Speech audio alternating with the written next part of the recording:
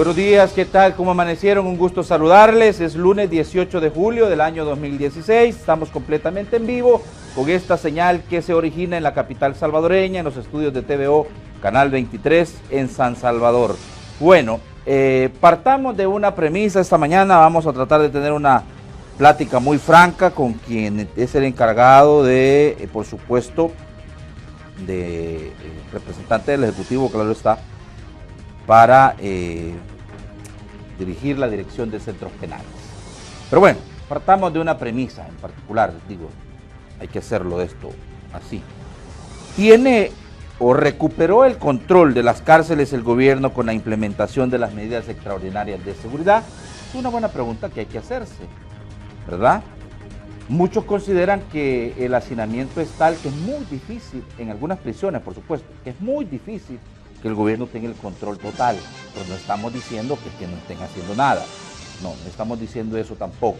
Se han aplicado muchas medidas, aislamiento de peligrosos criminales que están purgando largas condenas en las cárceles y restricción de visitas, restricción de otras situaciones, porque como se han ido ampliando los procesos de emergencia, las declaratorias de emergencia se han ido ampliando para poder de alguna manera controlar lo que entra, lo que sale, quienes ingresan, quienes salen en las prisiones. Pero bueno, vayámonos a hacer un análisis retrospectivo en referencia a marzo, finales de marzo, cuando iniciaron las medidas excepcionales de seguridad o extraordinarias de seguridad para enfrentar la escalada de violencia. El gobierno anunció 7 de marzo comenzaron a implementarse el estado de emergencia en 7 centros penales y el traslado de 299 cabecillas de pandillas hacia el penal de Quesaltepeque en La Libertad, donde hasta el momento todavía se permanece en un régimen de mayor rigurosidad. ¿Cómo hemos avanzado después de marzo, abril, mayo, junio? Ya estamos casi que en la recta final de julio. Tenemos que hacer esta mañana un análisis. Así que yo le invito por favor a que me acompañe y que desde ya por favor se prepare para poder usted hacer sus comentarios. Usted me conoce, yo soy Josué Natambakis, en lunes 18 de julio del año 2016, completamente en vivo. Hablemos claro, arranca. Desde los estudios de Televisión Oriental en San Salvador, esto es Hablemos Claro. Comenzamos.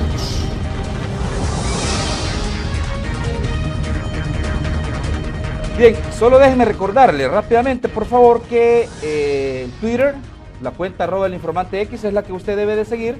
También la cuenta del programa, @TVO Hablemos Claro sin la O al final. Y también la cuenta de este servidor, @JNatambaki. Por favor, hágalo. Y ahí también nos puede comenzar a mandar sus comentarios, ¿verdad? Y también, por supuesto, segmento de opinión ciudadana, más adelante, 2 números telefónicos, 22630023 y 22649179. Le pido de favor, porque como usted recuerda, estamos en una transmisión desde los estudios de TVO en la capital salvadoreña. Tenemos un poquito de retraso en la transmisión en esta señal, que completamente en vivo y que llega hasta allá, hasta nuestra base de operaciones centrales, canal allá en la Perla de Oriente, en San Miguel. Entonces me escucha por favor en el teléfono, cuando llamamos por teléfono, me escucha el teléfono y me le baja volumen a su televisor y así vamos a tener una comunicación muy fluida, muchísimo más fluida, por favorcito. Segmento de opinión ciudadana exclusivamente para usted. No hay otro programa por la mañana que se atreva a abrir el teléfono. Nosotros sí lo hacemos porque no tenemos miedo y porque queremos permitirle a nuestros amigos televidentes que todas las mañanas nos bendicen con su sintonía, a que por favor pues interactúen, den sus comentarios. Obviamente dentro del marco de las reglas que deben de existir para utilizar el segmento de opinión ciudadana. Gracias. Entonces, por otro lado, último recordatorio es que se suscriba por favor a nuestro canal de YouTube para que pueda tener acceso a todos nuestros materiales audiovisuales. Y también recuerde que estamos en una alianza estratégica con el periódico Michero. Michero es información sin tanta vuelta y a solo 25 centavos y una breve resumen, una breve reseña de la entrevista Hablemos Claro de lunes De martes a sábado, más bien dicho, o debo decir, usted la encuentra en las páginas interiores. Como la plática que tengamos ahora con nuestro invitado, mañana un breve resumen con una fotografía. Así que muy agradecido, muy bendecido porque nos permite este importante rotativo con una amplia circulación y con una amplia aceptación en los sectores populares de nuestro país. Nos encanta, podemos tener esta posibilidad de llegar a muchísimas más personas. Muy bien, gracias. Dicho lo anterior, puedo darle paso a darle la más cordial de las bienvenidas. Esta mañana el licenciado Rodil Hernández es el director general de Centros Penales. Bienvenido, Rodil. Muy buenos días, Natán. Muchas gracias por estar acá en tu programa. Siempre es un gusto, ¿verdad? Compartir contigo. Me cuesta traerte, no o tanto, es que me vas a decir lo mismo, que yo no te invito. No, ¿cómo no me invitas? Lo que pasa es que también vos estás bien saturado, tenés mucha demanda, ¿verdad? Y eso es muy importante. Pero fíjate que te voy a confesar algo, ajá, ya que estamos en la confianza. Estuve a punto de cambiar el tema de esta mañana, pero no, yo creo que la plática es muy acertada. Sí. La plática que vamos a tener contigo esta mañana es muy acertada, sobre todo por las responsabilidades que tú como funcionario tienes y que el ministro de Justicia, por supuesto, el comisionado Mauricio Ramírez Landaverde, ha descargado en ti para que puedas llevar a la política carcelaria del país. ¿Cómo no? No, Natán, aquí estamos a la orden, ¿verdad? Igual yo hubiera entendido, ¿verdad? Yo sé que también hay otros temas ahorita. En siempre hay otro país, ¿verdad? Siempre hay otros temas. Pero lo que pasa es que no hay que dejar el tema penitenciario tampoco, no, ¿verdad? Claro, así rezagado. Claro. Sí, yo sé, se están haciendo muchas cosas buenas. A veces tratamos de minimizar o de no evidenciar lo que se está haciendo. Yo he sido testigo y lo puedo decir con mucha propiedad. He estado en prisiones como La Esperanza, mejor conocida como Mariones, en donde se han lanzado programas para la reinserción. Claro. Ahí se hace un pan muy rico. Tengo una panadería muy buena. En buena. Mariona hay una panadería muy grande Así y es. se hace un pan muy delicioso. No tiene nada que envidiarle a otras panaderías fuertes y de repostería, sobre todo. Ahí se hace un pan muy, pero muy delicioso. Nosotros estuvimos viendo eso, pero además están ampliando para hacer otros mecanismos. Es decir, tal vez los programas, Rodil, son insuficientes para lo que quisieran dentro de las cárceles los privados de libertad poder iniciar procesos o tener oportunidades para poder minimizar el ocio carcelario. ¿Lo compartirás o no? Así es, en efecto. Fíjate que totalmente de acuerdo contigo. Mira, lo que pasa es que tenemos una población que excede la capacidad instalada de infraestructura, pero no solamente la capacidad instalada de infraestructura, supera todos los recursos con los que actualmente cuenta el sistema penitenciario. Fíjate que a este día ¿cómo estamos? Nosotros amanecemos con 34.979 privados de libertad. ¿Y la capacidad de las...? De 11.000 cupos, ¿verdad? Aproximadamente. En esta cifra que te estoy dando, ya están, por ejemplo, 2.000 reos que fueron trasladados, ¿verdad? De las Bartolinas de la Policía Nacional Civil hacia diferentes centros para darle penales cumplimiento del país, a la resolución de la a la resolución de la Sala de lo Constitucional. Entonces, hemos tenido críticas también y decir, bueno, pero lo llevan y hoy están más hacinados en las cárceles, pero hemos dicho que todas estas situaciones son temporales. Nosotros nos estamos aproximando, Natán, y quizás podamos tener el tiempo más adelante, hacia la creación de nuevos espacios y una cantidad considerable de espacios. ¿Qué te voy a decir algo? No van a ser no van a solucionar totalmente el problema de hacinamiento, pero se va a reducir considerablemente. Sí, porque, es de decirlo, tienen las cárceles en este momento una sobrepoblación, un hacinamiento de más del 327%. Del más del 327%. O sea, eso es complicado. Es complicado y complejiza toda la gestión penitenciaria, ¿verdad? Vale, pero bueno, digamos, 2.000 de 5.000, según entiendo que dijo el director de la Policía Nacional Civil, que estaban en las Bartolinas de la policía. Sí. Entonces, 2.000, ¿y los otros 3.000, Rodri? Vamos a esperar que tengamos los otros espacios, ¿verdad? Pero esto va a irse resolviendo en el transcurso de este año. En este año, en octubre, noviembre de este año, vamos a poner ya en marcha, ¿verdad?, los dos nuevos centros penales de Izalco, el fase 2 y el fase 3 de Izalco. Y vamos a tener también ampliada la capacidad de nuestra granja penitenciaria para mujeres en Ilopango.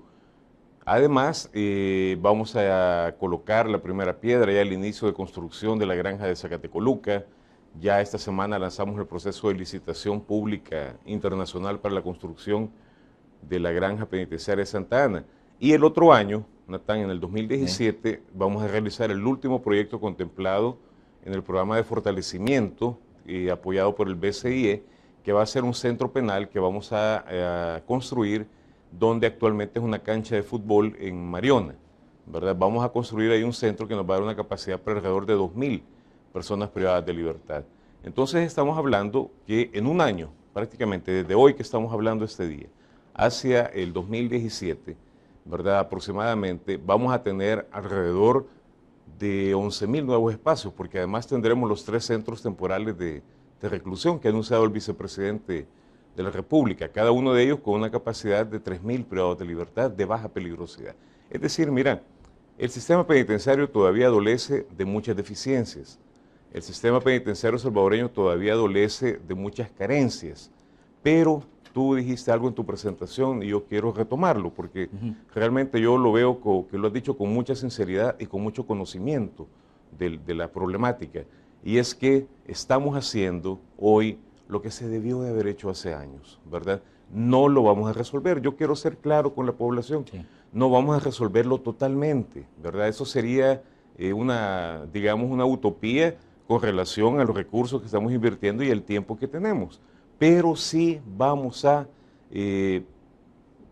generar todas las condiciones para que se vaya resolviendo de una vez por todas el problema del hacinamiento y también la carencia de oportunidades, de generación de oportunidades para las personas privadas de libertad. Bueno, pero de todas maneras, traigamos a cuenta la referencia de lo que la Sala de lo Constitucional dijo el pasado 3 de junio, cuando, por supuesto, declaró inhumanas las condiciones de hacinamiento en las Bartolinas de la Policía Nacional Civil, y aun y cuando se hayan trasladado ya 2.000 privados de libertad, y algunos, Rodil, ya hasta con condenas, sí, y están exacto. ahí dentro, que yo creo que no sé cuánto será, menor el número tal vez, pero de todas formas, el punto es que todavía hay incumplimiento, y hay que decirlo porque esto es así, hay incumplimiento de la resolución, pero no es porque quizá ustedes quieran no darle cumplimiento, sino que porque no existen los espacios, claro está, Rodil. Fíjate que la sentencia de la Sala de lo Constitucional, que te quiero decir, es una sentencia muy, muy sabia, es una sentencia muy consistente, recoge varios aspectos. En primer lugar, no establece como un plazo fatal, ¿verdad? Entonces no estamos en incumplimiento, porque digamos que estuviéramos en incumplimiento si hubiese dicho para tal día, ¿verdad? Sí. Y no lo hayamos hecho. Lo que nos dice la Sala de lo Constitucional es, miren señores, ustedes tienen que tomar primero conciencia que ya tenemos, ¿verdad? Que ya teníamos. Segundo, tienen que tomar acción, ¿verdad? Y tercero, deben establecer un plan y deben de presentárnoslo a la Sala de lo Constitucional. Con base a ese plan, ellos nos van a ir dando seguimiento al cumplimiento de la sentencia.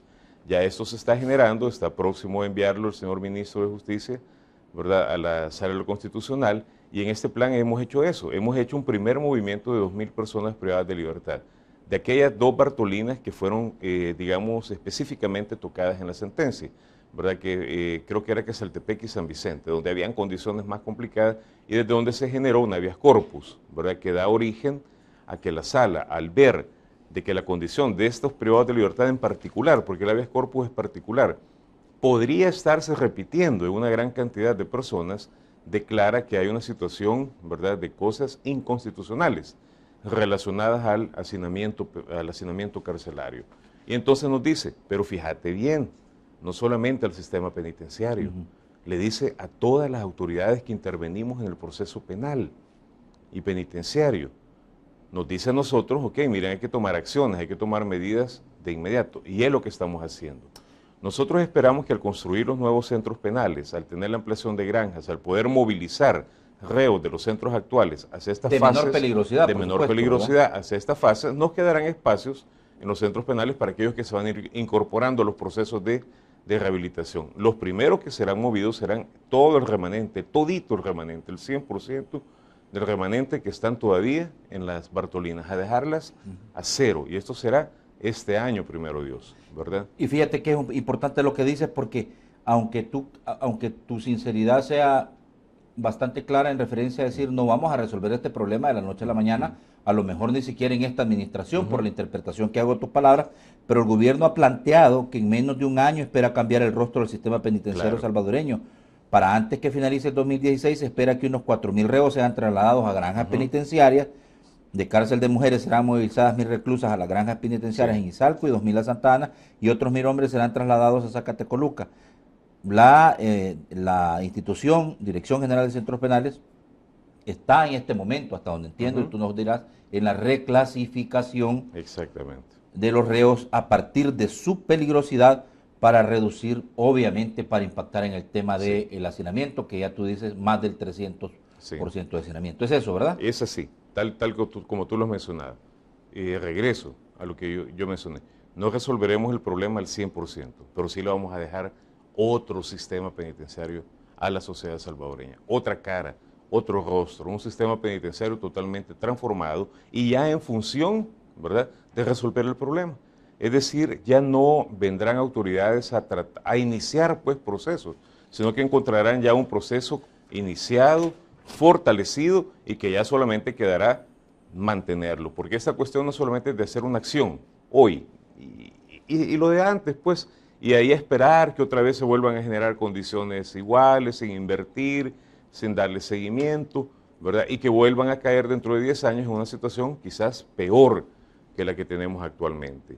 Hoy, Natán, nosotros, tú bien lo has dicho ahí, son, digamos, nuestras proyecciones en el año que van a durar las medidas extraordinarias, ¿verdad? Darle un giro, una reingeniería al sistema, construcción de nuevos espacios, contratación de más personal, pero además le vamos a dar una vuelta también a todo nuestro proceso de formación.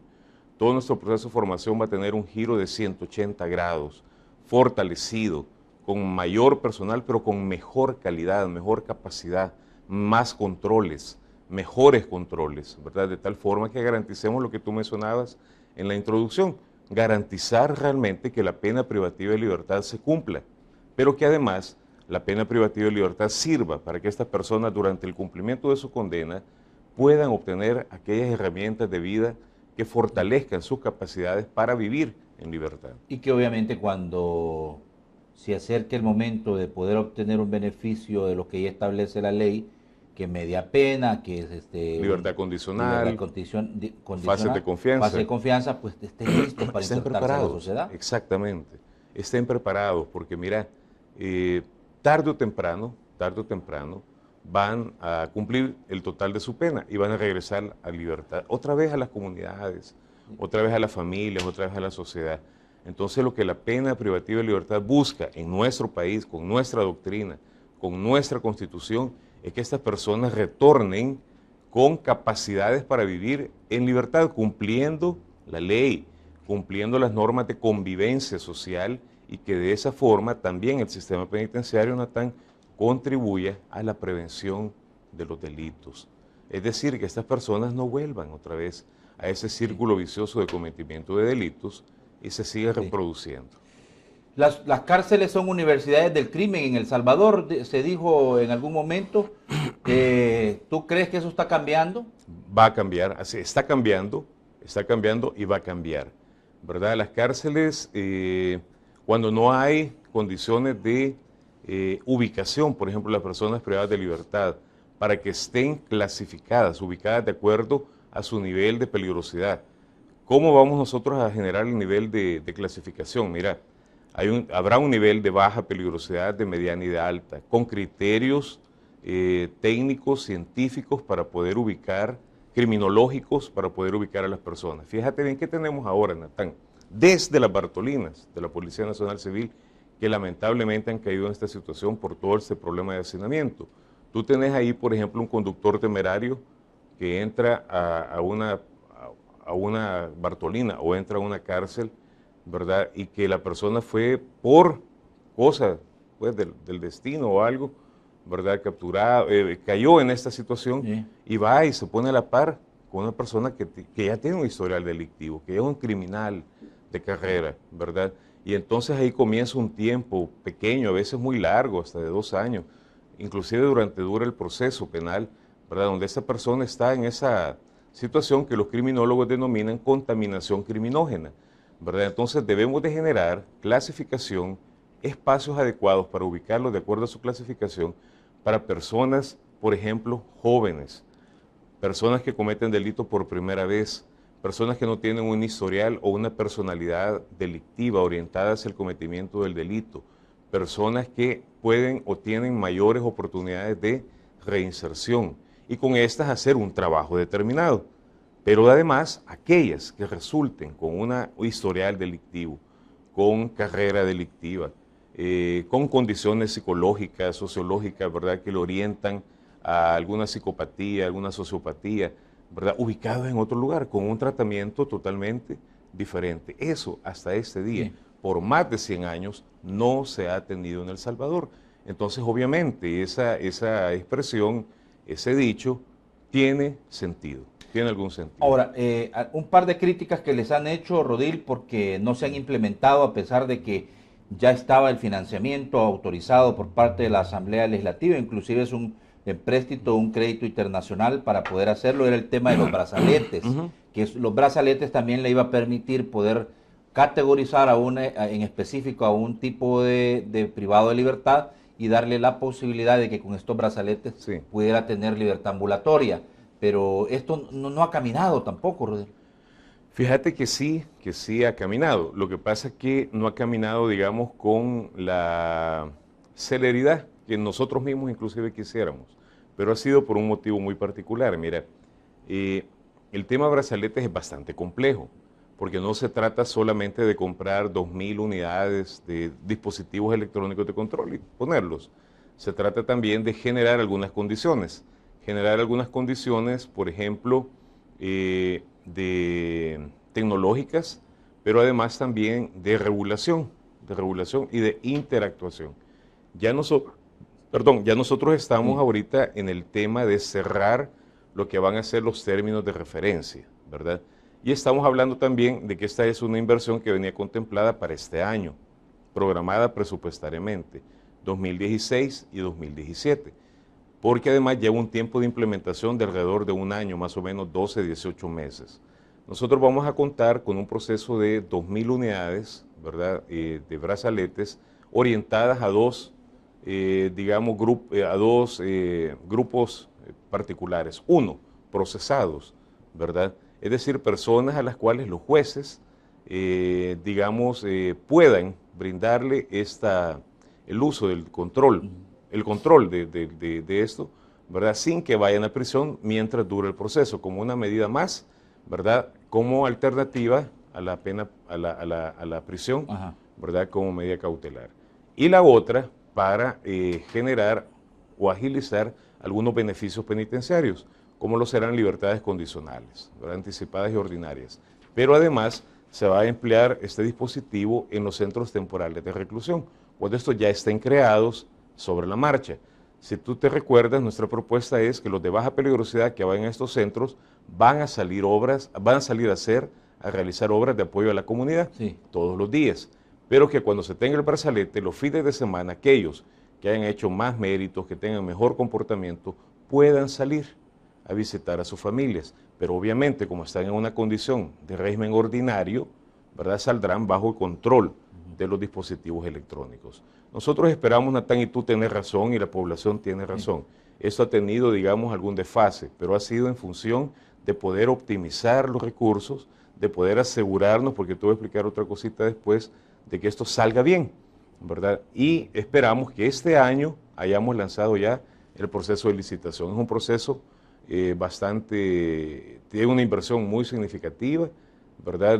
Debemos de garantizarnos que esto funcione, porque además hemos estado cercanos y compartiendo con nuestros colegas de Costa Rica y de Panamá, donde ya llevan inclusive creo que hasta un tercer proceso de licitación, ¿verdad?, sin que se haya podido concretizar, debido a ciertos problemitas que se han generado en bases, en términos, en las ofertas presentadas, en los montos. Entonces nosotros ante eso, ¿verdad?, y viendo esta experiencia, hemos querido hacer un stop, ¿verdad?, detenernos un ratito y tomar esas experiencias y poder generar un proceso que nos permita no caer, ¿verdad?, en estas situaciones complicadas de nuestros hermanos vecinos y poder generar un proceso que desde la primera, ¿verdad?, se vaya bien.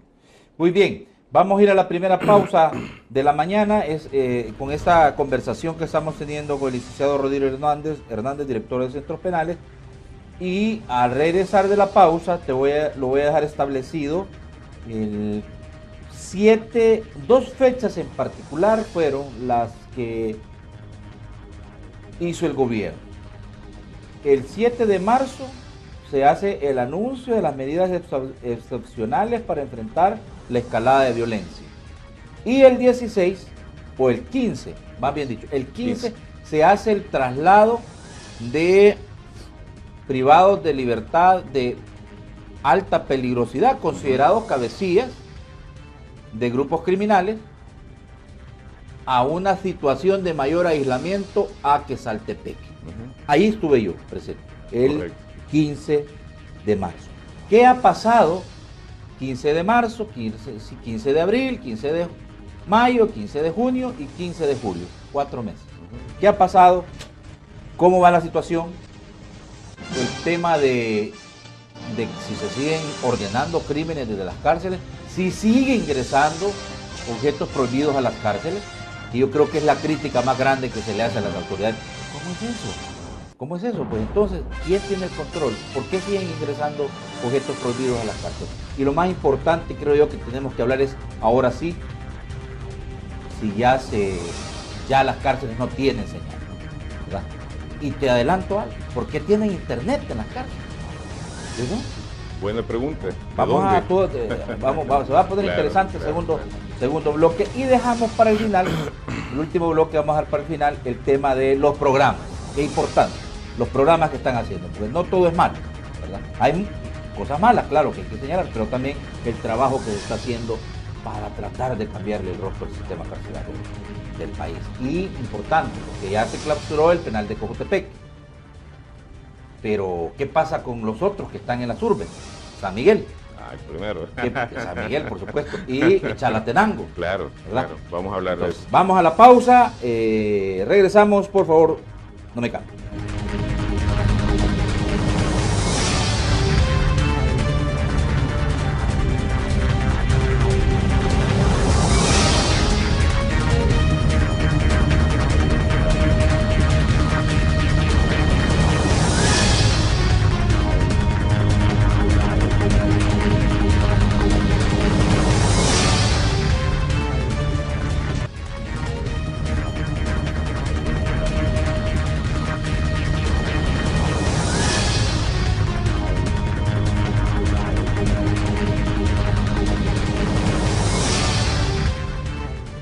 Enfermos y adultos mayores, ¿verdad? Mayores.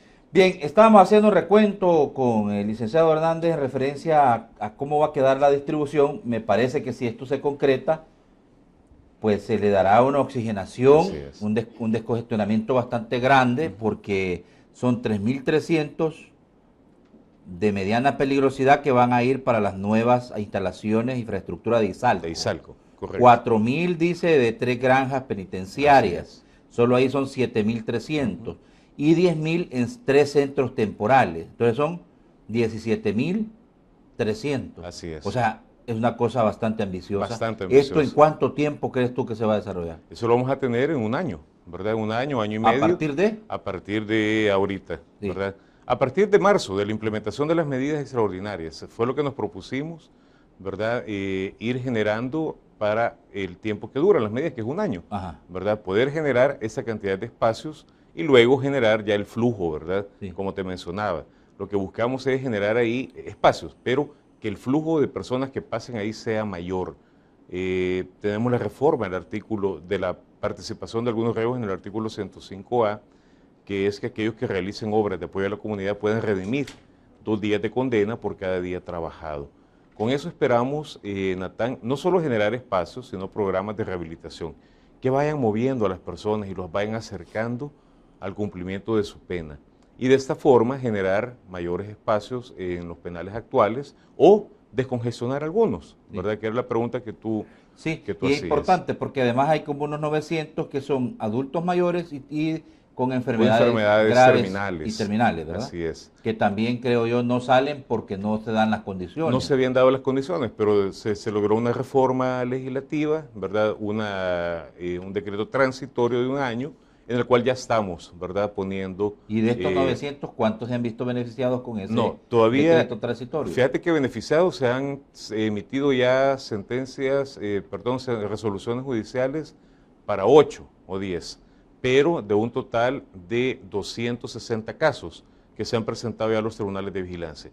Pero esto significa que ya se concretizó, se va concretizando, porque lleva un proceso de audiencia y todo. Pero no ¿verdad? camina esto. ¿Cómo no? Mira, camina despacito al inicio, ¿verdad? Pero luego, cuando ya agarra forma y todo, lo importante era ganar un caso, ganar 2, 3 o 4. Ganar, digo, pues, o sea, que se concretizaran. Plantearlo bien y que los tribunales, exactamente, porque no depende... Porque esto ya te da la pauta de que va a operar. Hoy vamos a acelerarlo, ¿verdad? Ya hemos hablado con los jueces de vigilancia, algunos problemitas que habían o situaciones que faltaban ya se han dirimido, ¿verdad? Y se están complementando. Esto significa que vamos a ir acelerando en el transcurso del tiempo. Recuerda que el decreto dura 1 año, ¿verdad? Y durante ese año es que esperamos darle forma a todo eso. Bueno, desde el 7 de marzo que se hicieron los anuncios, el 15 que se hizo el primer traslado de cabecillas, 299 cabecillas. En esa ocasión. En esa ocasión y en condiciones de aislamiento total, ¿verdad? Así es. Continúan así, ¿verdad? Sí. Continúan así, pero Así es. La pregunta es concreta. ¿Qué podemos decir en el tema particular de los reclusorios, de los centros penales? ¿Cuál es el avance que se ha tenido? Porque se venía, obviamente, estableciendo de que, ¿cómo es eso? Decían que medidas extraordinarias de seguridad. Si el control de las cárceles no debería de ser una medida extraordinaria, debería de ser una medida ordinaria, porque quien debería de tener el control de las prisiones es el Estado, pero no se tenía. Pero de todas maneras, digo, no vamos a ir criticando todo, por lo menos se ha comenzado a implementar el tema de el control. ¿Cómo tú calificarías el avance que se ha tenido para recuperar el control de las prisiones en el marco de lo siguiente, en el marco de que desde ahí se estaban ordenando crímenes, desde ahí se estaban ordenando asesinatos, desde ahí se estaban ordenando extorsiones? Entonces, ¿cómo ves tú el avance? Bueno, mira, definamos qué es control, ¿verdad? Definamos qué es control y definamos desde cuándo no hay control. O si hay control absoluto o hay un control relativo. ¿Y por qué no hay control? ¿Y por qué no lo hay? Las condiciones actuales que se tienen en el sistema penitenciario dificultan ejercer un control total. Eso no significa que no haya control. Lo que tú tienes que tener es garantizar... ¿Y qué les dices tú a quienes les dicen que las cárceles le fueron entregados a los pandilleros en El Salvador? Las cárceles le han sido entregadas a los criminales desde hace más de 100 años. Sí, es cierto. Pero no a los pandilleros solamente, o sea, todos los criminales. Cuando tú dejas de atender la cárcel, la estás entregando. Cuando tú dejaste de invertir en la cárcel, la entregaste. Cuando tú decidiste llevar a los cabecillas de las principales estructuras criminales transnacionales, ya no solamente de El Salvador, y no poner suficientes custodios, no generar condiciones de infraestructura adecuadas, no generar controles, no invertir, no contratar más técnicos para darles tratamiento, no poner sistemas de videovigilancia, tomaste la decisión de entregárselas. Y eso no fue en esta administración. Eso viene desde hace muchísimo tiempo. Ni en la pasada. Desde el año 1900. Ni en la pasada, Rodrigo, porque tú vienes de la pasada. De todas las administraciones. Desde el año 1992, la cárcel, el sistema penitenciario comenzó a experimentar un crecimiento geométrico sin que se incrementara ni un 5 en el presupuesto, sin que se contratara mayor personal, sin que se aplicaran nuevas técnicas de trabajo y de control. Aunque lo digan, cualquier persona diga lo contrario, las evidencias ahí están. Y eso es lo que tenemos ahora. Lo que tenemos ahora son resultados, la ausencia de controles efectivos, la dificultad de poder efectuar un tratamiento adecuado, el no haber clasificado los privados de libertad o haber tomado la decisión hace 12 años de clasificarlos por pandillas. Y no, eso significó también una entrega de control. No significó agruparlos y establecerlos ahí en un lugar donde ellos pudiesen tener, vivir como vivían afuera. Y eso no fue hace una administración, eso fue hace 12 años. Hace 12 años se tomó esa decisión y no se tomaron medidas adecuadas para poder ejercer un control efectivo. Y ese control no se recupera de la noche a la mañana. La población que todavía reclama eso tiene razón, Natán, no lo discutimos, ¿verdad? Todavía falta mucho por hacer y eso fue lo primero con lo que yo comencé aquí en tu programa. Falta muchísimo por hacer, ni siquiera creo que lo vamos a resolver nosotros de una sola vez. Y por eso nosotros somos abiertos y por eso estamos aquí ante la población. Y yo, si te digo, si algo me va a caracterizar, va a ser decir las cosas como son. Pero también estamos haciendo lo que tenemos que hacer, invirtiendo más de 71 millones de dólares en la construcción de nueva infraestructura.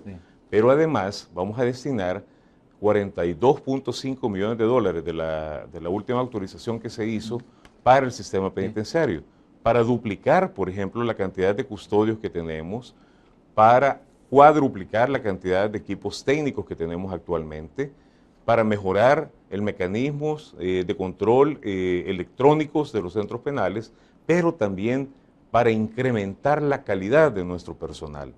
Generar una nueva doctrina, por ejemplo, desde el aspecto del tema de seguridad en los centros penales, pero también generar la oportunidad de poder contar con talleres, capacitaciones, certificaciones que permitan darle las herramientas a las personas privadas de libertad. ¿Cuándo se debió de hacer lo que estamos haciendo hoy? Hace 20 años, hace 50, hace 100. Nunca se debió dejar de hacer. Pero entonces, ¿qué pasa? Cuando tú no haces lo que te toca hacer, cedes y das el espacio para que aquel que quiera hacer otra cosa lo haga. Bueno, ¿cuáles son los penales que están en un régimen especial de emergencia? Son Chalatenango, Ciudad Barrios, Cojutepeque, San Francisco Gotera, Izalco, el penal de máxima seguridad en Zacatecoluca, el de Quesaltepeque, también. El de Cojute ya no, porque fue. Sí, claro, ese está cerrado. clausurado, ¿verdad? Pero, ¿y estos se movieron hacia dónde, los de Cojutepeque? Se movieron, mil de ellos se movieron hacia los módulos de Quesaltepeque. De Quesaltepeque. Y 282, creo, si no mal recuerdo, a Izalco. Ahora, pregunta concreta y directa, porque hemos escuchado que se siguen ordenando crímenes desde las cárceles, extorsiones principalmente y órdenes de ejecuciones, de asesinatos. Eso, a pesar de estas medidas, que ya llevan 4 meses con emergencia, digo, y declaratoria cada 15 días de emergencia, ¿en qué porcentaje crees tú se ha disminuido esto? Hemos escuchado, ¿verdad? Hemos escuchado. Pero también yo acabo de escuchar el último estudio de FUSADES, ¿verdad? Que de hecho hoy, en uno de los periódicos matutinos, sale una entrevista con relación a ese estudio de FUSADES, donde dice que las extorsiones desde las cárceles ya no son el principal problema. Lo dice FUSADES, hay mucha gente que cree ciegamente en lo que dice FUSADES. Sí. Yo creo que han hecho un muy buen estudio. ¿Y tú crees en lo que dice FUSADES? Muchas veces sí, ¿verdad? ¿Otras veces no? No, a veces tengo mis reservas, digamos, en la profundidad de los análisis, pero sí tienen un buen equipo de investigadores y recursos para investigar, sí, que es muy importante en nuestro país. Sí. Y ahí lo dicen claramente. Es más ocasional, la extorsión desde centros es más de oportunidad, ¿verdad? Pero la estructura no está ya dentro de los centros penales, y eso es un logro. 2, tenemos a los principales cabecillas del crimen en el país, no solamente de pandillas. Recordemos que tenemos a los narcos, tenemos un grupo de narcos que están todavía siendo procesados, ¿verdad? Algunos ya tienen algunas condenas muy largas, sí, pero están dentro del sistema. 3, tenemos otro tipo de crimen organizado. Mientras estos siguen dentro de prisión, ellos seguirán buscando, y no solo en El Salvador, eso pasa en cualquier parte del mundo. Las estructuras estas son de tipo jerarquizado, ¿verdad? Siempre buscan la decisión de su máximo responsable, de su máximo jefe o de su máximo cabecilla. Buscarán cualquier forma para comunicarse, ¿verdad? ¿Cuál es el deber del sistema? Pues bueno, es generar condiciones para que esto cada vez sea, si no imposible, muy difícil.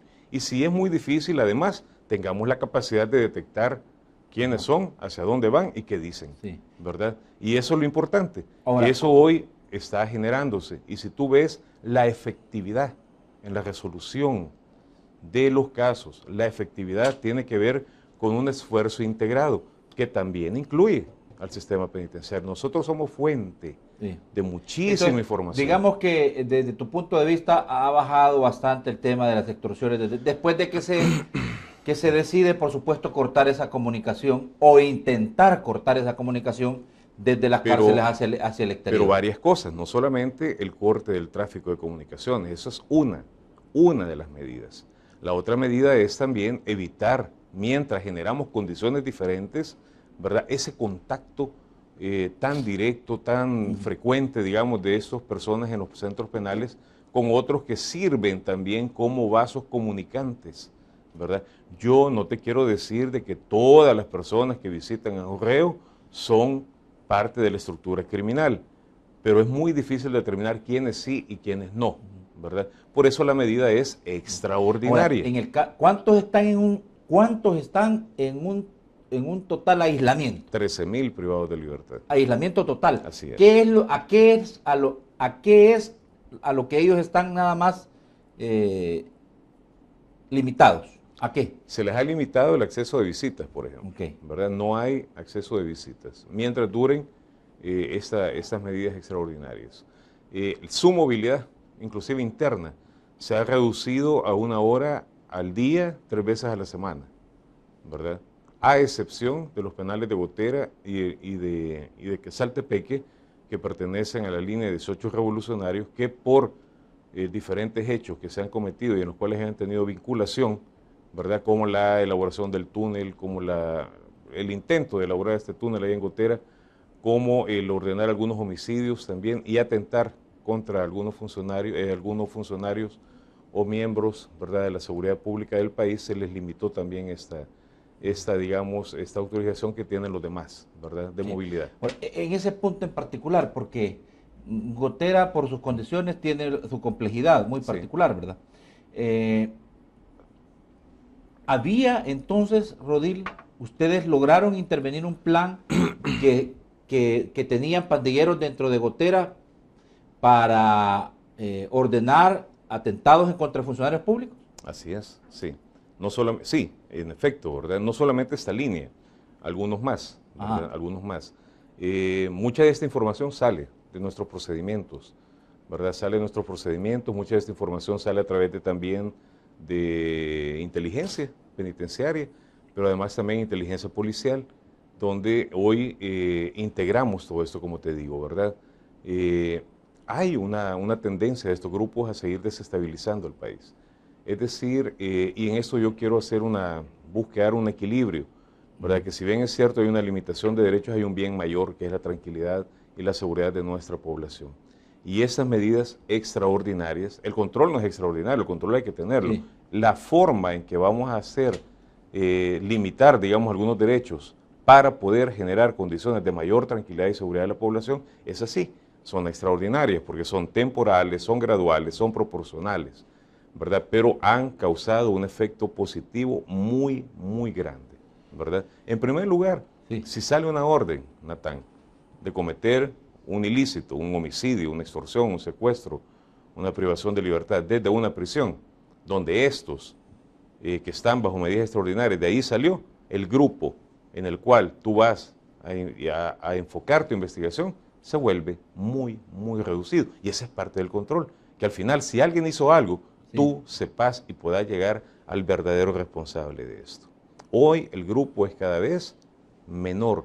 ¿Y quiénes son los únicos que tienen contacto, por ejemplo, ahorita con los privados de libertad? Sí, eso es importante. O nuestros agentes, o los miembros que trabajan en cooperación con nosotros, Fuerza Armada, Policía, que son los únicos que están ahí cercanos, o los únicos que ingresan a ver a cada privado de libertad y salen, y son aquellos que representan como abogados, ¿verdad?, a los privados de libertad. Entonces, yo no estoy aquí acusando a nadie. Lo que te estoy diciendo es que estas medidas extraordinarias lo que te permiten es reducir el círculo de tal forma que si algo pasa, ya sabes quién es. tú ya tenés que saber, Sí, o por lo menos ir por donde debes de ir. Ya sabes quién es, o sea, Así si son pocas personas las que tienen ese contacto, ahora, ¿qué pasa con los abogados? Pues ahí nosotros tenemos una restricción constitucional. Los abogados tienen un derecho consagrado en la Constitución, ¿verdad? Y se basa, obviamente, en la ética profesional, pues. Sí, pero acordate que entendí inclusive hay que un ustedes secreto hicieron una especie de ahí. advertencia y aseveración, que habían abogados que se estaban prestando al cometimiento o estaban llevando y trasladando mensajes. Y no solo nosotros, ¿verdad? También el señor fiscal general, Exacto, ¿verdad? exacto. Inclusive ¿Cómo está eso? Hay un abogado defensor procesado por revelar, supuestamente revelar, ¿verdad? La identidad de testigos criteriados. Ahí hay un proceso abierto, ¿verdad? Entonces nosotros lo que hacemos es, hoy, por ejemplo, ¿qué tenemos, Natán? Mejores controles de identificación, ¿verdad? ¿Quién visita a la persona? ¿Cuándo la visita? ¿Por qué la visita? El abogado que se presenta a un centro penal debe acreditar por qué va, que se va a dar una asesoría jurídica a su representado, ¿ok? ¿Sobre qué caso? Y, que no bien puedes, identificado. no puedes entrar solo por entrar, o sea, tenés que llegar con una justificación. Hemos tenido problemas, ¿verdad?, con algunos abogados que se molestan, que amenazan con demandarnos, inclusive nosotros en ese sentido estamos cubiertos, sí. Estamos aplicando la ley, ¿verdad?, y lo que estamos estableciendo son los controles que siempre se deben de aplicar. Las demandas de los familiares de los privados de libertad que estaban diciendo que pues se les está violando sus derechos, es de entender, ¿verdad? Porque se ha limitado, creo yo, que un 100% el contacto de ellos. Así es. Pero, ¿cómo ustedes están analizando este tema? Hemos recibido las denuncias, ¿verdad? O hemos recibido los comentarios, las demandas de los diferentes familiares, los hemos atendido, ¿verdad? Tenemos una subdirección jurídica, tenemos una unidad interna de derechos humanos que verifica permanentemente el cumplimiento de todas estas condiciones en los centros. Claro, tienen derecho a manifestarse, tienen derecho a establecer cuáles son sus argumentos, ¿verdad? Decirte de que en ningún momento se ha desatendido la salud de los privados de libertad. Ese es un deber nuestro, es parte de nuestras tareas, de nuestro trabajo. Se les ha brindado los uniformes a los reos que fueron trasladados de Cojutepeque para Izalco. Mira, vieras qué complejo es, por ejemplo, estar revisando toda esa cantidad de ropa que tienen los privados de libertad en los centros, tanto si se lo llevan los familiares, además con el escaso personal que tenemos. Mira, hemos encontrado que, ¿qué te puedo decir? Aquí, aquí en este ruedo de un saco, pues de una camisa, de una camiseta, de lo que sea, van escondidos chips, paginitas, instrucciones, ¿verdad? Tanto de entrada como de salida.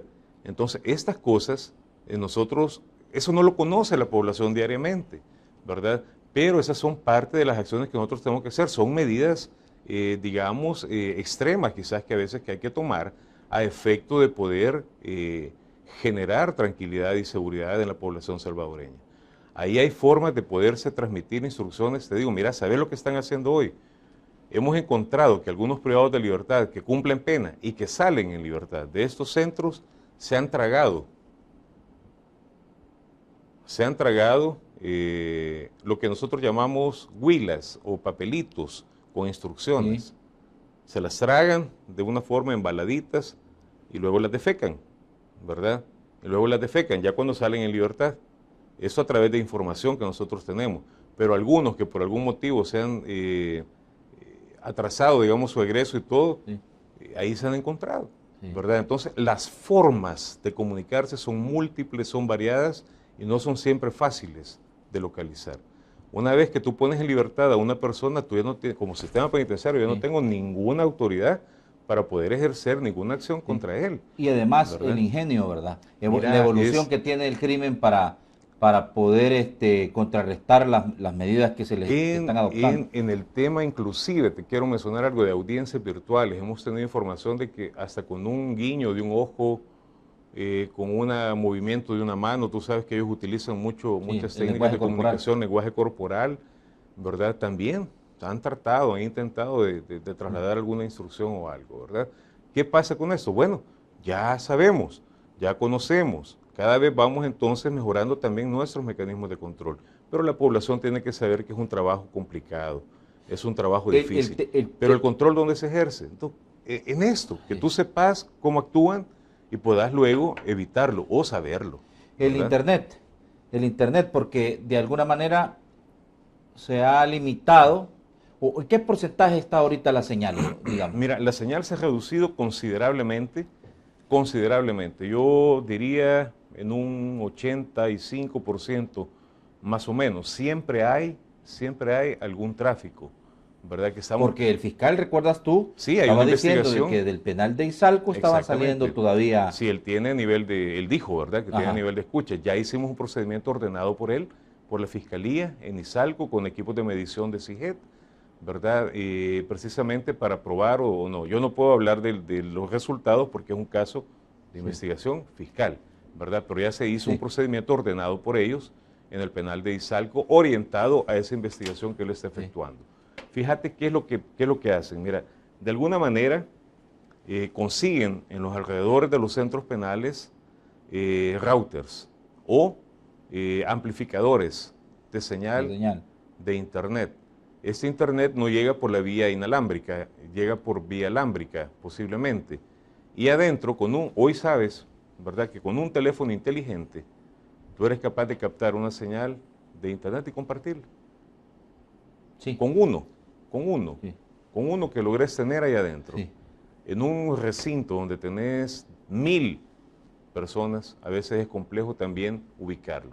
Tenemos mediciones permanentes en los 6 centros bajo medida, porque hay un sector, hoy cerramos Cojute, pero hay un traslado que se hizo de unas mujeres que son MS hacia un sector de Ilopango, que están también bajo medidas extraordinarias. Entonces, siempre hay 6 centros penales. En Ilopango no es todo el penal, es un sector nada más, ¿verdad?, donde están estas mujeres. Ahora, el punto es, Rodil, ¿cómo es que están ingresando todavía aparatos telefónicos? Fíjate Porque ustedes que- están haciendo, basado en las medidas extraordinarias, en estas medidas de mayor control y aislamiento, están haciendo requisas constantemente. Permanentemente. Pero, Y cada vez- pero cada vez están encontrando, siempre No. están encontrando. Siempre se están encontrando, pero cada vez es en menor grado. Por ejemplo, en Gotera no hemos encontrado ningún teléfono en 2 requisas que hemos efectuado. Lo que encontramos fue otra cosa, fue este inicio del túnel, que ellos habían desarrollado antes de la aplicación de las medidas. Dejaron de hacerlo, Y ¿verdad?, cuando ya no continuaron. tuvieron acceso, ¿verdad? Pero cada vez es menor, igual en Quesaltepec, que es mínimo. Y lo que tenemos son prácticamente rezagos, ¿verdad? Es que mira, imagínate tú que en esta celdita, aquí en este foro, en este staff Sí, que tú tenés aquí, sí. ¿cómo se llama?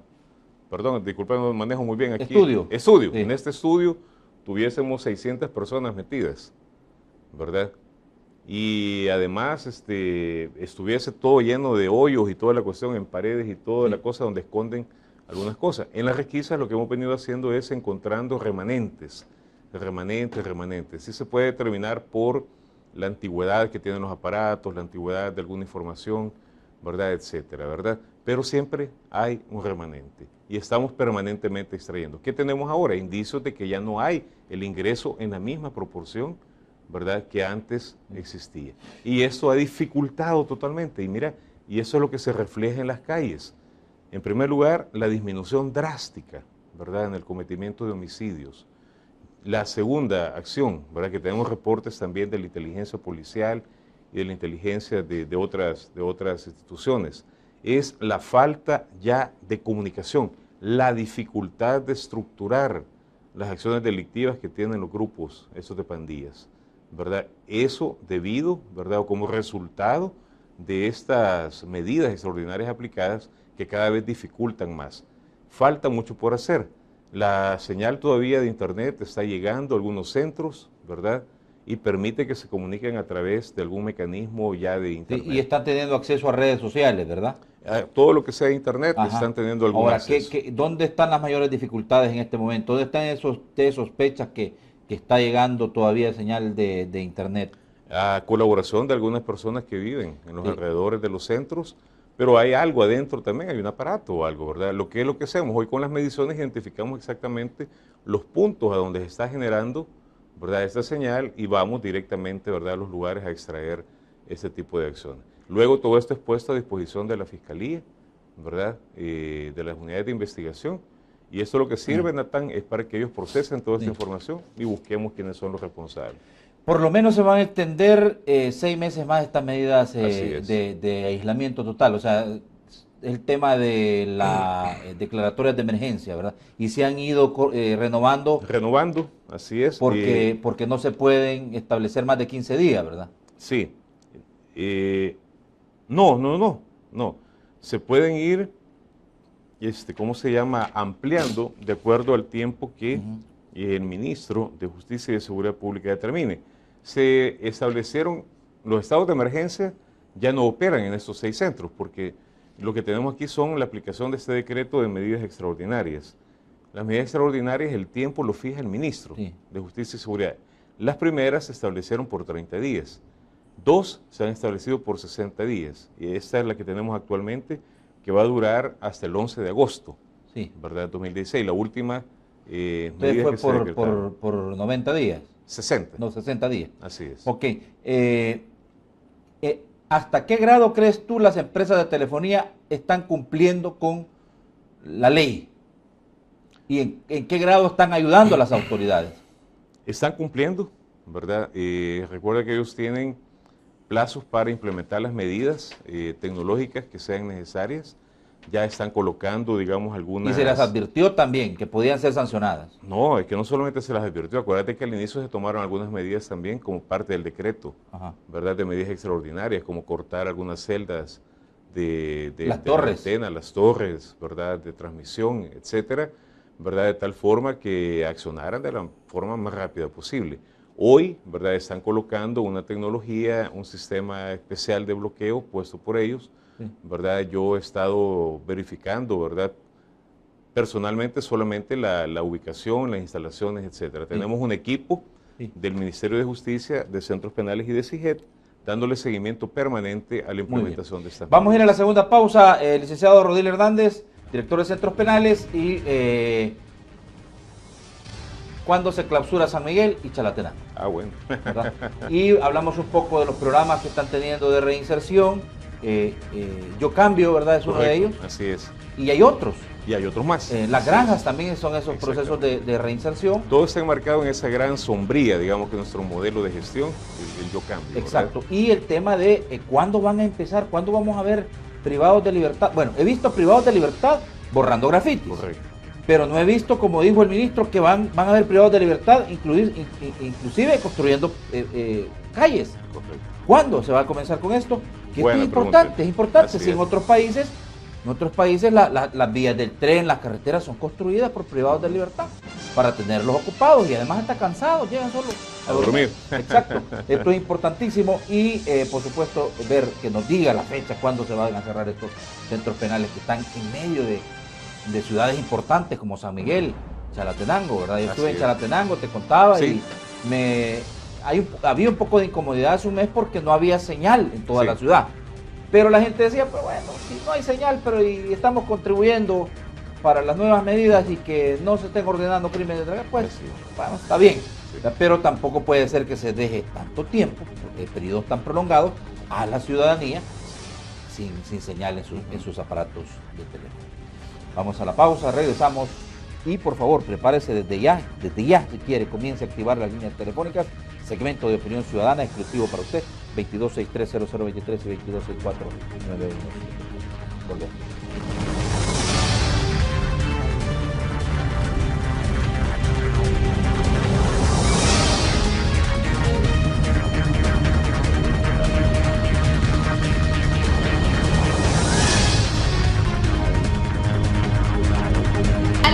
Tu superación montando tu propio negocio, aprendiendo estilismo y colorismo profesional en el Instituto Superior de Cosmetología Gustavo Adolfo. Cursos impartidos personalmente por Gustavo Adolfo y personal altamente calificado. Infórmate al 2515-0459 y 2124-0174 y consulta por nuestros horarios.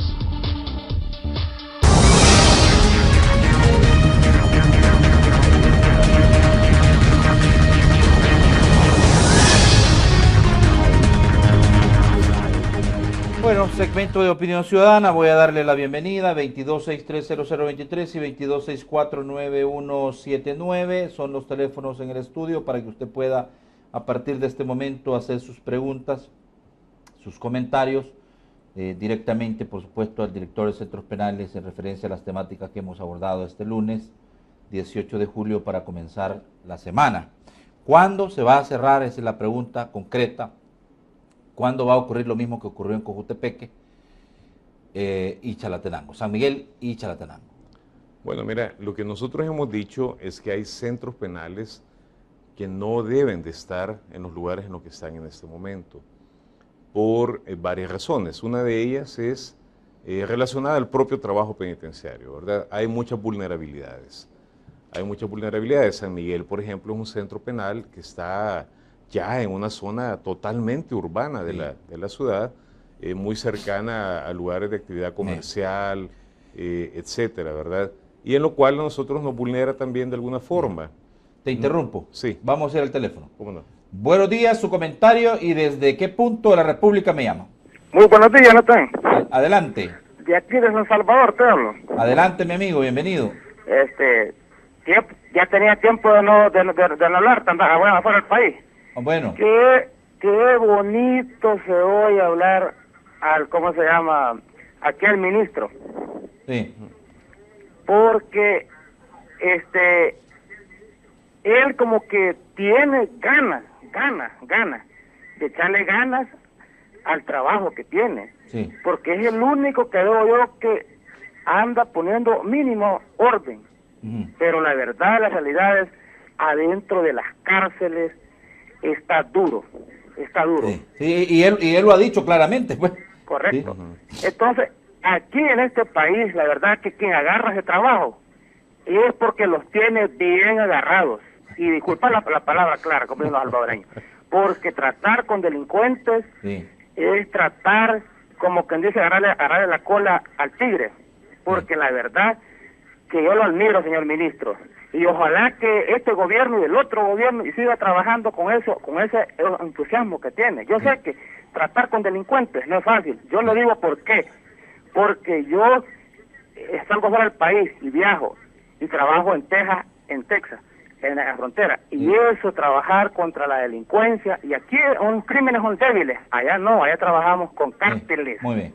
Aquí, en este país, la delincuencia, que es más fácil matar a una persona que matar un cerdo, porque ahora cuesta matar un cerdo porque es caro. Y ahora aquí en este país, y lo felicito, señor ministro, siga adelante. Gracias, Natán, pasá buen día. Buenos días, sí, gracias. Buenos días, su comentario, ¿de dónde me llama? De aquí también, Natán, es solo una pregunta, decirle al ministro. Ajá. Y yo tengo un familiar que tiene que depositarle $300 en el penal de San Miguel a la cuenta, y ese dinero, ¿quién lo administra? Solo es la pregunta, Natán, feliz día. Sí, cómo no, que muy bien, porque tiene que entregarle $300 a un privado, ¿es? No, pero no es esa cantidad, Ajá. ¿verdad? ¿Y para qué necesita $300? ¿Tenemos otro llamado? Sí. Bueno, ¿y para qué necesita? Sí, no, quizás voy por la segunda, ¿verdad? Por la connotación. No, mira, hay un límite, ¿verdad? Que son $150 al mes, pero no es que eso debes de depositar. Es que hasta ese máximo. Nadie puede tener más de eso, porque pues, la pregunta... ¿Y para qué? ¿Para qué, pues? Bien, ¿verdad? buenos días, su comentario, ¿y de dónde me llama? Buenos días. Sí. De La Libertad le llamo. Adelante, mi amiga. Un saludo al señor director. Ajá. Yo le quiero decir a él de que considero de que es una de las personas más capaces en el gobierno actual, con su gran elocuencia y mucha capacidad intelectual que tiene, ¿verdad? Ajá. Realmente yo le quiero consultar a él qué posibilidades mira de que en los centros penales se mejoren las condiciones de los privados de libertad, porque realmente hemos visto algunos documentales, ¿verdad? Que algunas investigaciones que han realizado al interior de los centros penales existe mucho hacinamiento y también mucha insalubridad. No considero justo de que aunque ellos estén pagando una pena, ¿verdad? Permanezcan en esas condiciones. Se requiere más presupuesto, más esfuerzo de parte del gobierno, porque no es conveniente continuar así bajo estas condiciones. Puede ser una bomba de tiempo. Gracias. Muy bien, gracias. Buenos días, su comentario, ¿de dónde me llama? Aló, buenos días, le hablo aquí de San Miguel. Adelante, mi amigo. Sí, le hablo aquí de San Miguel, ahí está el señor ministro. Ajá. La cuestión es de que preguntarle cómo está la salud de los presos, más que todo.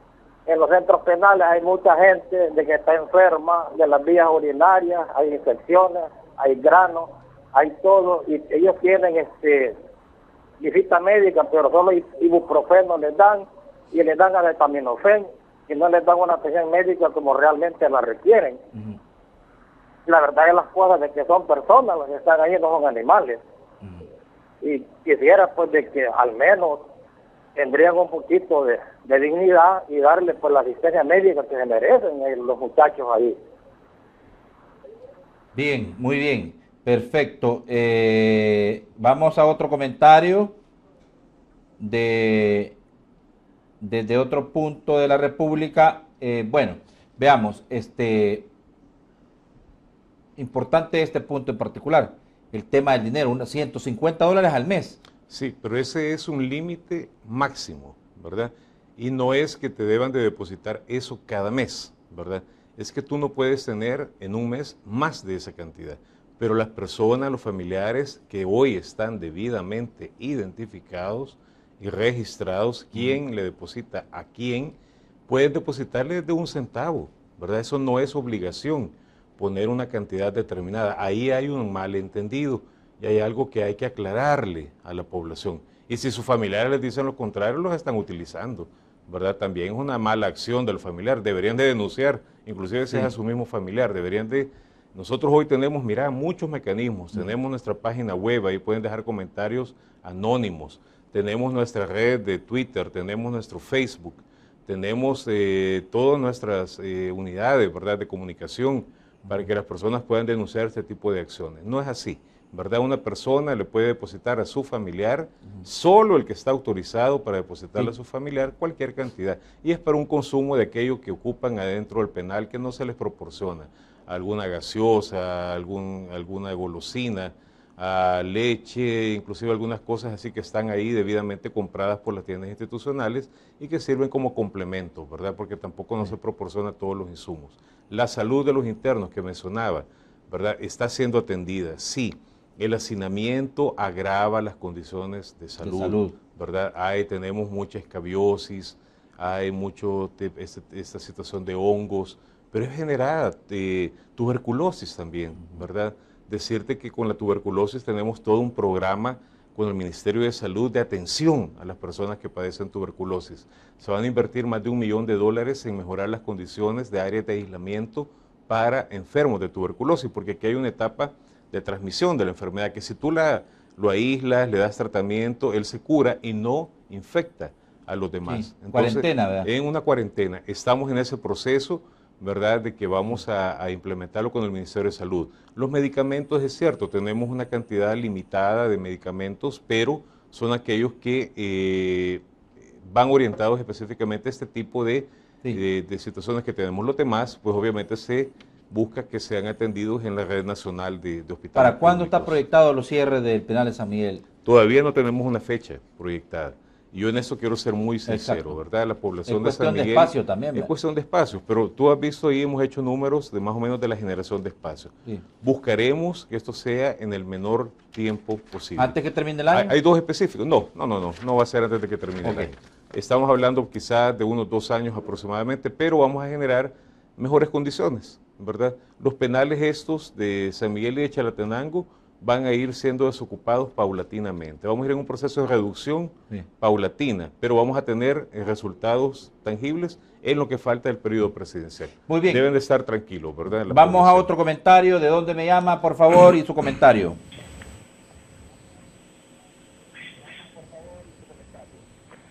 Sí, quería hacer una pregunta. ¿De dónde llama, amigo? De San Miguel. Adelante, adelante. Sí, de San Miguel. Adelante.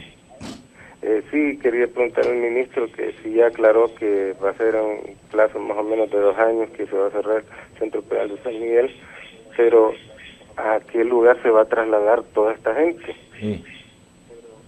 Muy bien. Vamos a otro comentario. Buenos días, ¿de dónde me llama? Buenos días, Natán, de Santa María Usulután, el licenciado Gonzalo Chávez. Ok, adelante. Felicitarte por tu programa y ahí el responsable del sistema carcelario. Ajá.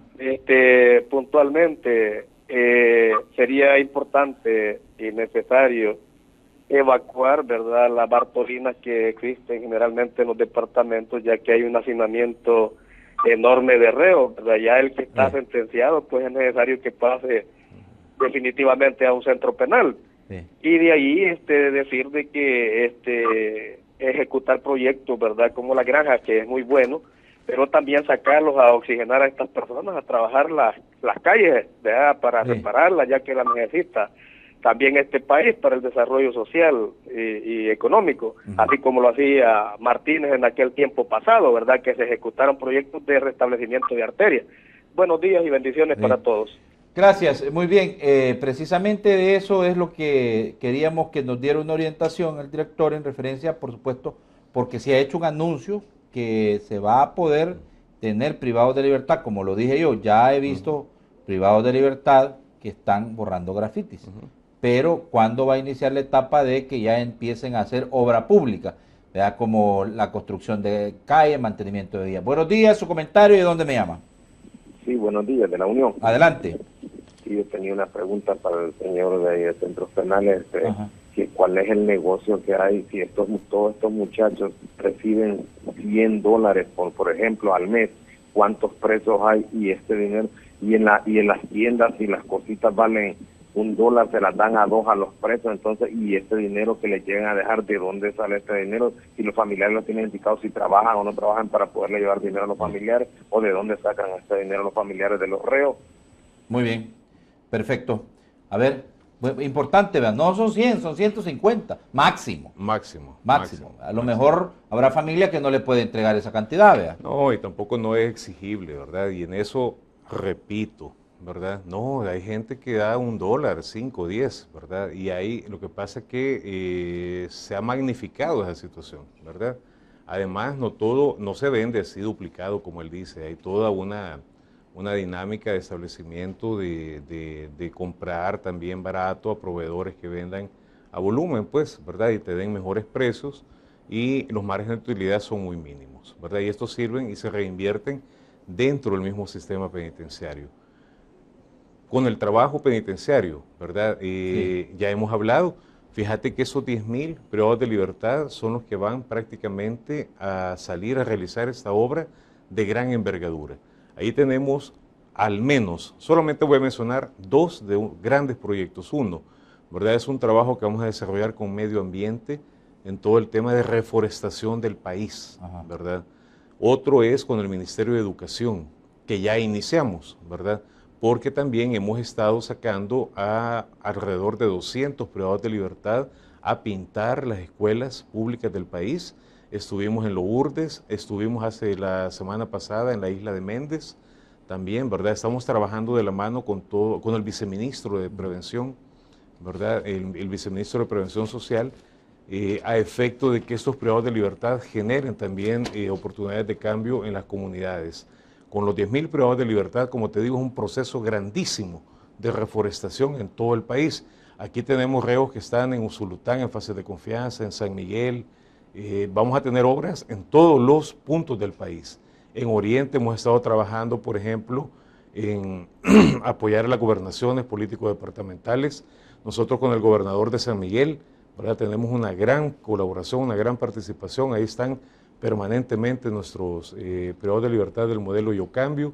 En Usulután están yendo, por ejemplo, hasta la isla de Méndez a reparar escuelas. Llevamos los pupitres de las escuelas también a nuestros talleres de carpintería en Mariona, en la Penitenciaría Occidental, a efecto que se restauren, ¿verdad? Y cuando los niños regresan después de vacaciones, eso está totalmente diferente. Vamos a cambiar, por ejemplo, los permisos de los reos para que en los casos de escuelas puedan ir los reos sábados y domingos, que los niños no están dentro de las escuelas, porque ahorita lo habíamos estado haciendo solamente en periodo vacacional.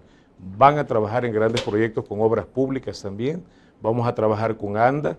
Con ANDA lo que vamos a hacer es el bacheo de todos estos hoyos que se abren cuando se reparan las fugas de agua, ¿verdad? Y que a veces a la población les afecta, ¿verdad? Que uno pasa y, ay, ¿cuándo van a cerrar el hoyo? Sí, taparon la fuga y hoy vamos a trabajar con privados de libertad en esta función. Vamos a generarle también a los privados de libertad algunas oportunidades de ingreso a través de eso para que ya no sean carga a las familias, ¿verdad? Tiene razón la persona. Y la persona que dice que son $200, que revise bien, que vaya a nuestras oficinas. En San Miguel tenemos nuestra colecturía, ¿verdad? Porque eso no es así. Si le están diciendo eso, le están mintiendo a su familiar. Sí, definitivamente, porque ustedes tienen establecido la cantidad. En el tema específico de los programas de reinserción, tiene que ver el tema de la obra pública también eso. Tiene que ver el tema de obra pública, pero eso es afuera. Pero en el interior, tú hablaste de la panadería de Mariona. Sí. Mira, increíble, ¿verdad? Esa panadería fue donada por la Embajada de los Estados Unidos, por el programa del INL. Uno de los últimos proyectos de doña Mari Carmen Aponte. Y dejó iniciado otro, que es una panadería en Ilopango, ¿verdad? Que yo entiendo que la señora embajadora... De mujeres. Que la señora embajadora irá los próximos días a ver cómo va la obra. Las mujeres de Ilopango, adentro, en el interior, están haciendo toda la remodelación del área, supervisada siempre por nuestro personal de mantenimiento y de operaciones, ¿verdad? Pero están remodelando todo el área donde va a estar una panadería igual o mejor, ¿verdad?, que la que tenemos ahorita en Mariona. Pero vamos a montar 3 talleres que están siendo financiados por China Taiwán. 3 talleres, 2 de mecánica de obra de bancos, uno en el penal de Panteos, otro va a estar en Mariona, y una maquila, una pequeña maquila que la vamos a instalar en Ilopango.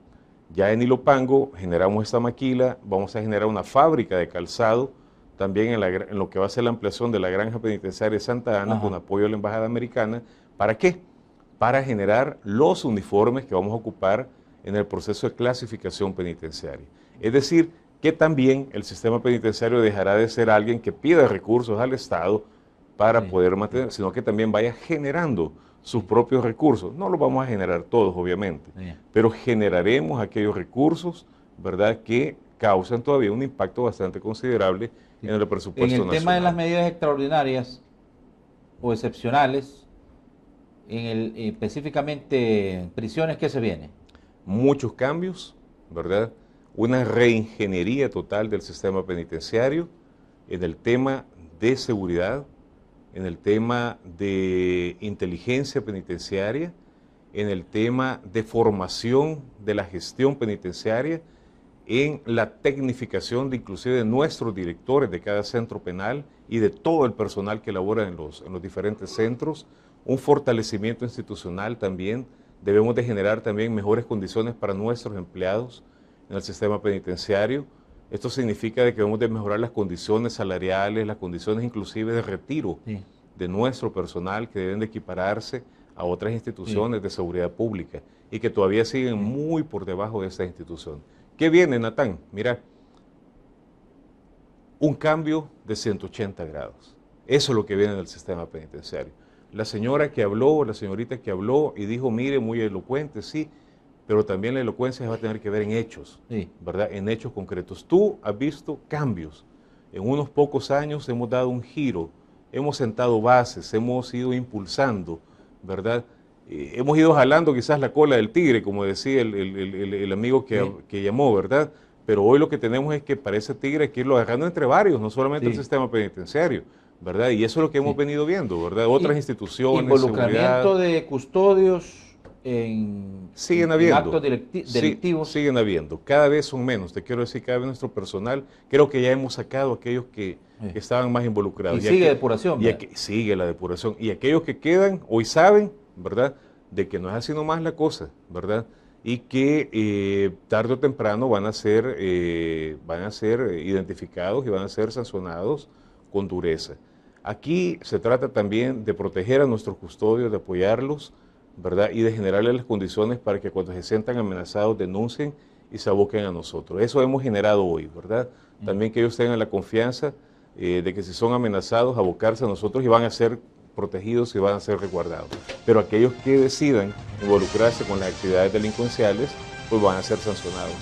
Con la fuerza de la ley. De la fuerza de la ley, así es. Muy bien, el tiempo, nuestro peor enemigo, licenciado Rodil Hernández, director de Centros Penales, muy agradecido. Solo leer un par de comentarios rápido. Kendry Fernando dice, los presos no tienen más derechos que sus víctimas. Cuando masacraron a una persona, ellos no pensaron en sus derechos, no pidan.